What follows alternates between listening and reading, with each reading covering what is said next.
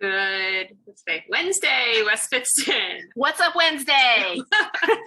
So we are 2 days late because we have a holiday. But here's our weekly recap of books and authors and library related events. So to start us off, we have in the news, things that caught our eye in the news that could be loosely library related. Summer is up first. Yes. This is an article from Publishers Weekly by Andrew Albanese. It was published on August 30th, and it is about a judge that tossed out a Virginia case that was set to bar the public display and sale of two books.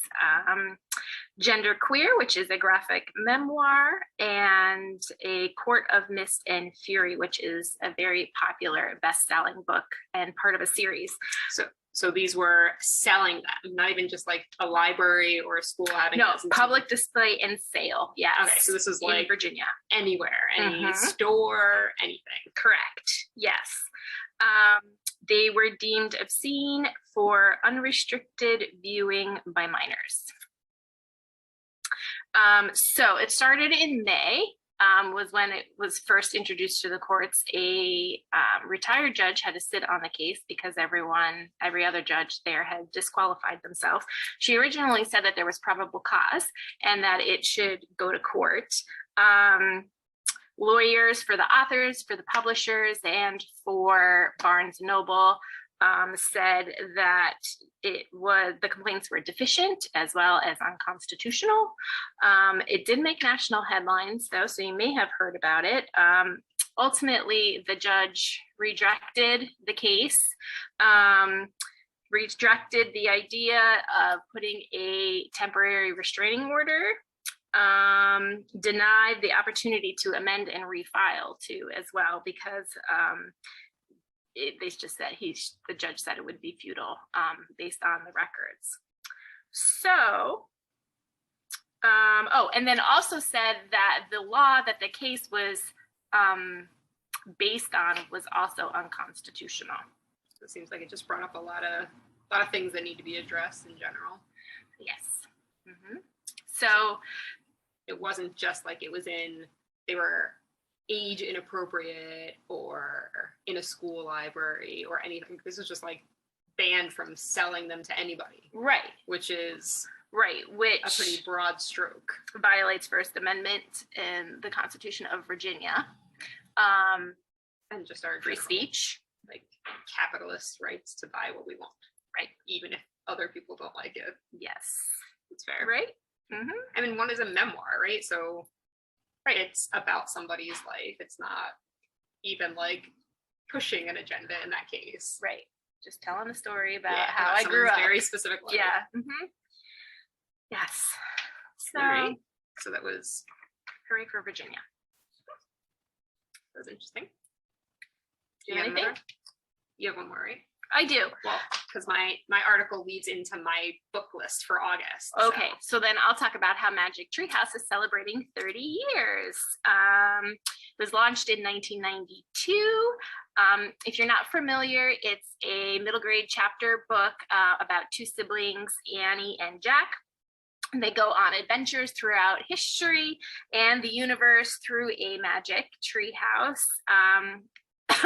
Excuse me, the books are in 100 countries. They were translated in 39 languages and sold over 143 million copies. There are 100 different titles, and Mary Pope Osborne has donated more than 1 million books to underserved schools across the country.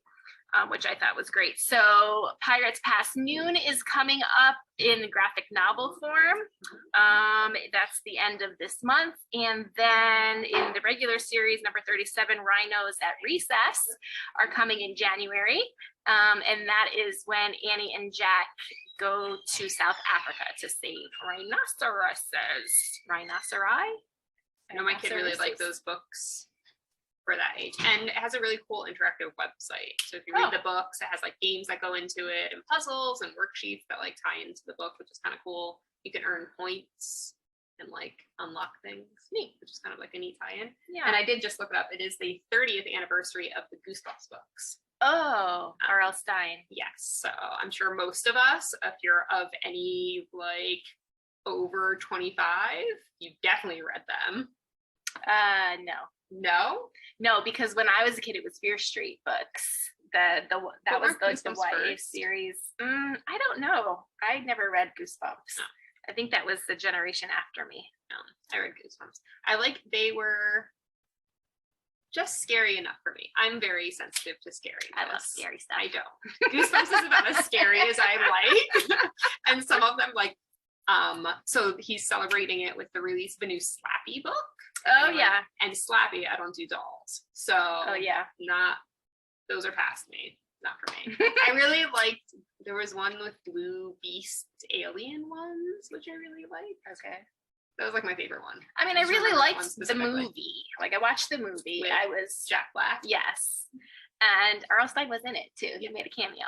That was cool because it was like all the different stories like tied in together. Yeah. So I was familiar with the characters. I even did a program here for the kids, a Goosebumps program.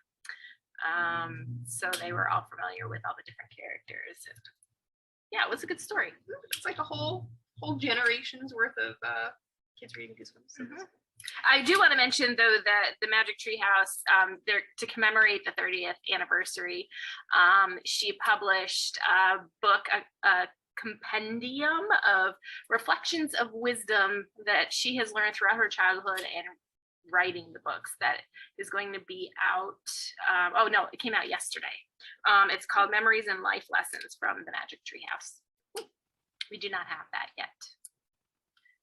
My article is much less exciting, but it is from the Washington Post from the 3rd of this month, talking about Wattpad. So Wattpad. Yeah. So back in the day, back in my head, Wattpad came out in 2006. So that's the same year I graduated high school. Before that, there was a website called fanfiction.net, which is where you could write your own stories. Fan fiction, which is like stories where you write about characters from TV shows or movies or books in stories that you make up yourself. So I spent a lot of time on fanfiction.net reading lots of things. But then Wattpad came out, which is like a much more user-friendly interface than fanfiction. But lots of books that you guys might have heard of have started there. Mm-hmm. So last week we talked about TikTok and BookTok kind of blowing up books. And Hoover. Yep. And Wattpad has also done that. Mm-hmm. Twilight After. Oh yes. Was from Wattpad. After. That's a fan fiction too. Wait, what the heck? After we collided, after we fell, which then was turned into Netflix movies. Yes. That was not Colleen Hoover. No. That was Anna Todd. Yes. And that's like she was mentioned in here. Because I read those. Yes. I really like those. But it was all just talking about how publishing used to be like this really hard industry to get into. There was very few publishers. They were very intimidating, had their authors that they liked. And things like fan fiction and Wattpad and TikTok have really opened up the way authors can get to readers. Mm-hmm. And how between the pair of them, Wattpad or fan fiction or like casual writers, amateur writers, I guess more, unpublished writers can get to readers in a much more direct path. Is it subscription based? Nope, it's free. I've never been on it. I've read lots of Harry Potter fan fiction on there. Oh. So, yeah. What else got started there? Do you have a list of anything else? I can't remember. It said like that After was a fan fiction of something, but now I can't even find it in the. I want to say it was either, was it 50 Shades maybe, or it's a One Direction fan fiction. So Todd, noticed the impact of BookTok when the first installment of her One Direction fan fiction After. I don't know if it's the same one then. Hit the big screen. Yeah, it became a movie. So I didn't know that was One Direction fan fiction. Well, who would know that 50 Shades is like a Twilight fan fiction? Yeah. They don't like, they just were like inspired by very loosely. That's loose, all right. But that tied into some of my books that I read in August. So Books we read in August. so that's kind of my tie in there.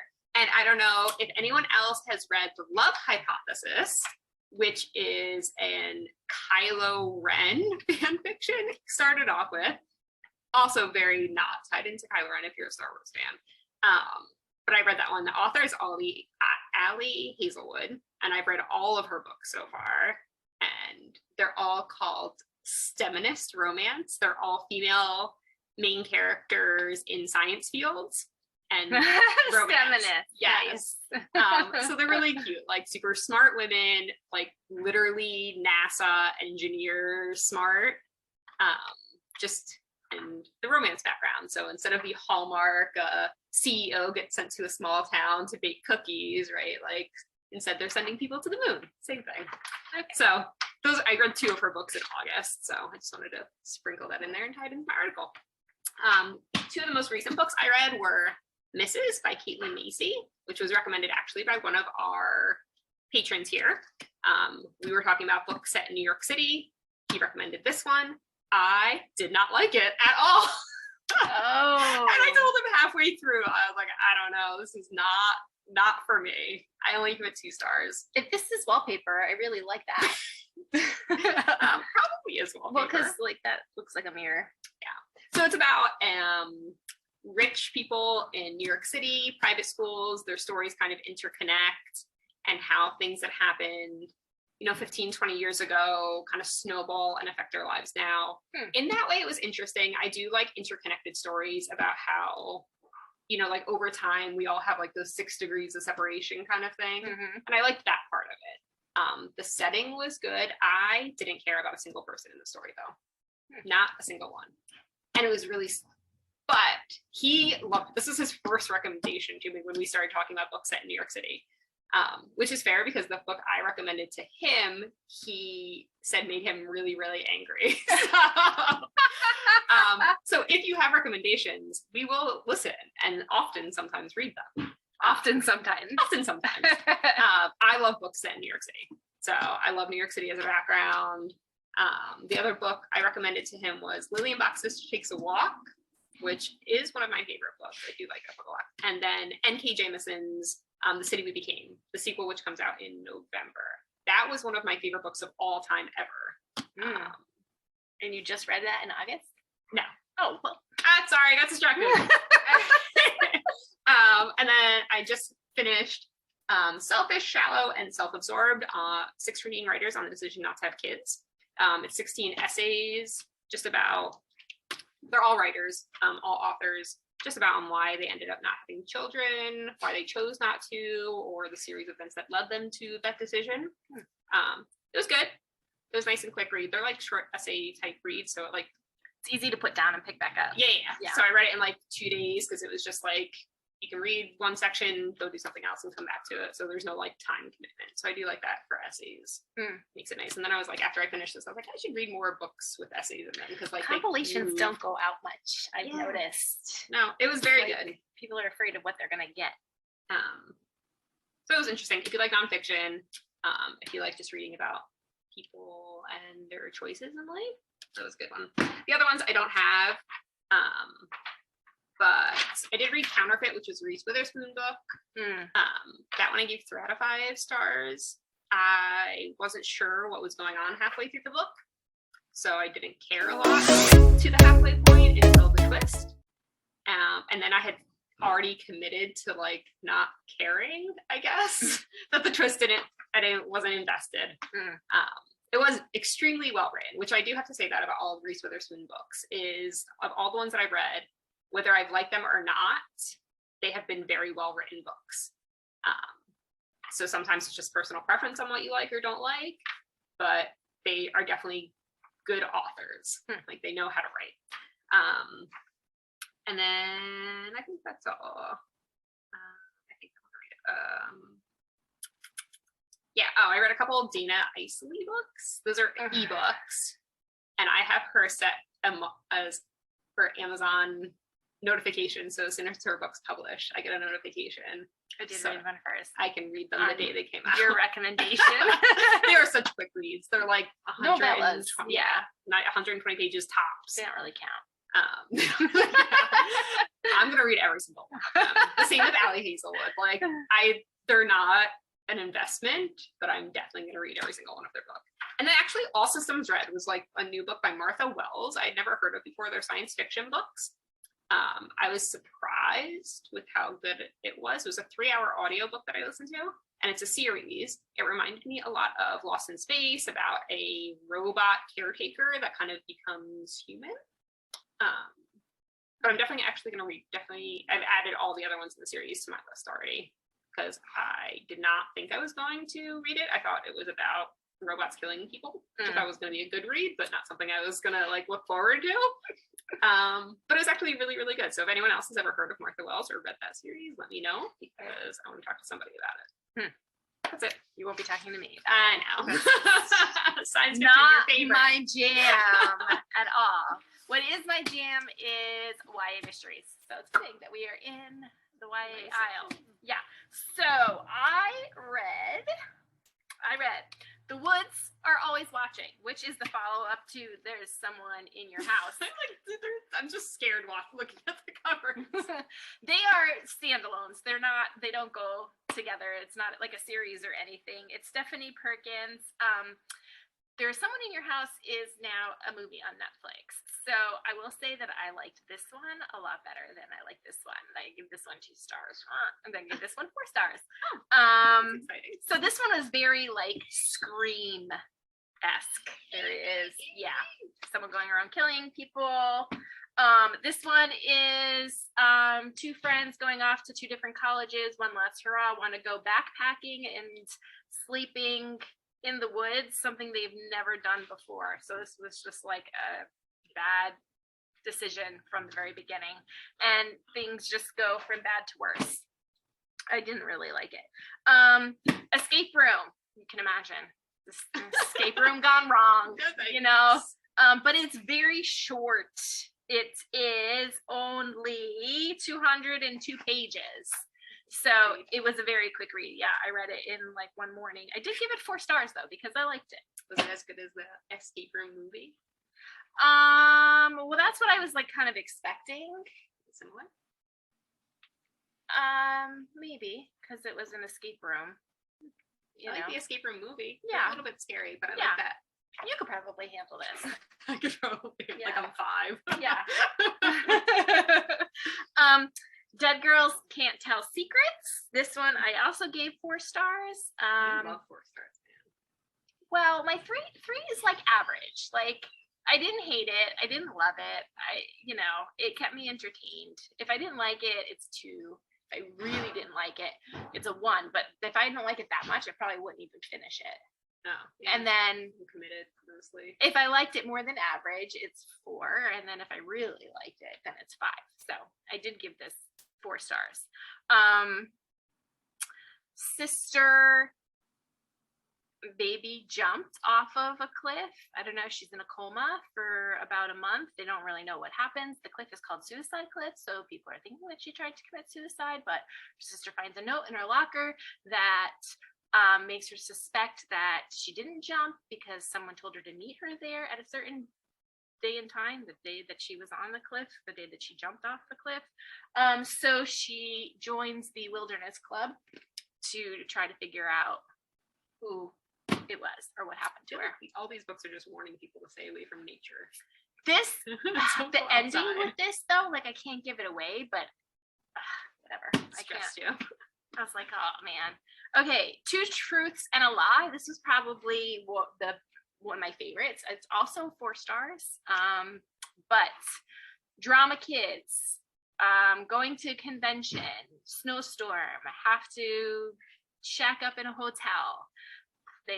Another group going ends up there too. They all get together. They play 2 Truths and a Lie, where you write down on a piece of paper 2 things about yourself and a lie that nobody, or 2 truths that nobody knows, and then a lie.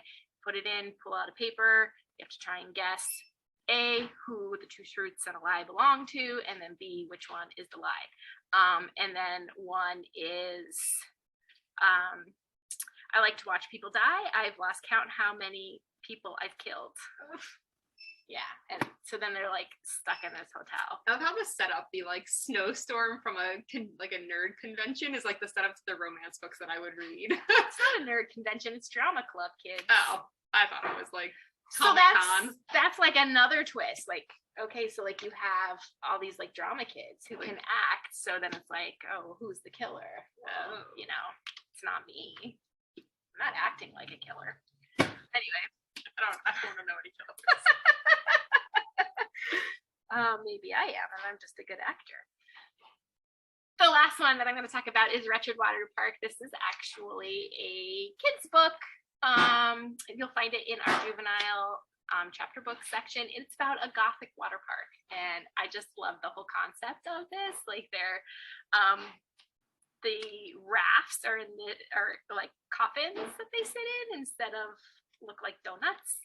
And they have to wear this really strange like locket around their neck, and they're not allowed to take it off. And it's just like everything is very medieval, like stone. Addams Family goes to yeah, kind of like Addams Family opened a water park. Oh, okay. Yeah. And it is the first in a series, so I'm really excited for the next one. That's all I have to say about that. Okay. You said you have new books to talk about that come out this week? Oh, I have The Pigeon Will Ride a Roller Coaster. We're very excited about this because Pigeon has not come out with a new book in quite a long time. So as you can see, we have it. It is in the process of being cataloged. It did come out yesterday. Also, what came out last week, was Creepy Crayon. That's a follow-up to Creepy Carrots and Creepy Pair of Underwear. We do not have that one yet, but we are very excited for that one. And you know Mo Willems was very busy over quarantine, hosting like daily drawing classes. We did that with him. Yep. He was awesome. No, yeah. We did that a lot of the days, like every single day for a couple weeks. Yeah, I thought Pigeon was done. I think Elephant and Piggy are done. I think he's done with them, but we have not seen Pigeon in a really long time. We just read Pigeon Goes to School this morning. Yes. I mean, they're one of my favorite books to read aloud at story time. Elephant and Piggy are my favorite. Pigeon would be my second favorite to read out loud. So we're really excited. And, well, the Pigeon's getting emotional, is what he says about riding the roller coaster. Not one of the better ones. Oh, now we're judging Pigeon books. I mean, that's what I'm here for. I've read all of them so many times. I have, there are some others that are better. We read the Pigeon Goes to School, and it ended with the pigeon getting on a bus, and I was like, ooh, then you have to read like Don't Let the Pigeon Drive the Bus. It's like sequential. I didn't grab any new books this week. I guess we'll save it for next week. Okay. I didn't get all yet. And then we have just talking about events. So you want to talk about kids events this week? What you got going on? Readers Theater is next Wednesday, which is in danger of being canceled because they only have one person signed up right now. But speaking of drama kids who like to act. Yes. Well, and that's not even really acting. You're reading from a script. It's really to improve reading fluency. So you're just reading from a script. You take part, everyone has parts. It is a play. It's a funny story. I did it once before. We had a good turnout. The parents were in the audience. They laughed. They had a good time. The kids do not have to know how to read. They do not have to know how to read, but there's no line memorization, or there's no like stage left, stage right, any acting out. Sometimes there's props, like pair of sunglasses or something. It's like My Murder Mysteries. Like you don't have to know anything before you show up. Yeah. It's a really cute program, but we'll see what happens. It's an off night, I know, because there's stuff going on at the school, so I think that's the reason why. All right. Oh, and then, of course, Toddler Storytime is still at 10:30. We had a great group last week. It was a lot of fun. It's about 30 minutes, and kindergarten readiness at 1 o'clock for ages 4 and 5. So we talk about the calendar, and we learn about the days of the week and the months of the year, and we talk about the weather and the seasons, and then we read a book, and we sing songs, and we do activities and a craft. There you go. With September starting, we're starting back with our tech and computer help. So this is easy, basic intro to tech and computer help. If you need help writing a resume, getting familiar with the computer, checking emails, that type of stuff, we can help you. It's by appointment. You can call or check on our Facebook page for the times that are available. Those start at 4:30 and they're 45-minute one-on-one sessions. So I think I might start doing group sessions again, maybe in the winter, but as of right now, they're just one-on-ones. So if you need help, we have a couple options available. This Thursday at 6:30, we have our guided bird walk focusing on migratory birds. Just walk around with Pittston. We made some bird identification kind of papers for you. And we have 2 people who are pretty good with birding and identification that will help you see new birds and see ones that aren't maybe regular. I did have a cute hawk outside of my porch the other day. She took a very awful picture of, but I was very excited to watch. She was trying to get the squirrels. We have a huge oak tree in front of my house, and the squirrels are all in the street because the cars drive over the acorns and crack them open. And the squirrels go crazy, so they were very distracted, and this hawk was trying to take advantage. She was very unsuccessful. Oh, But it was cool to watch. Monday at 12:30 and at 6:30, we have our Friends of the Library meeting. So we have a 12:30 meeting. If you work during the day and you can't make that one, we have a 6:30 meeting that you're more than welcome to, or you can go to both or neither. that's the 12th, right? This Monday. Is that the 12th? Yeah. 10, 11, 12. Yes, Monday. So that's on Monday, and then Monday is also at 7 o'clock is our West Pittston Tomorrow meeting, which is an open meeting. You're more than welcome to come. And I think that's all we have until next week. Yay! All right, give us book recommendations. Tell us what you think, or if you read any of the books that we read. And then sign up to come to events and hang out with us because we're cool. Yeah. All right. Wouldn't that be awful if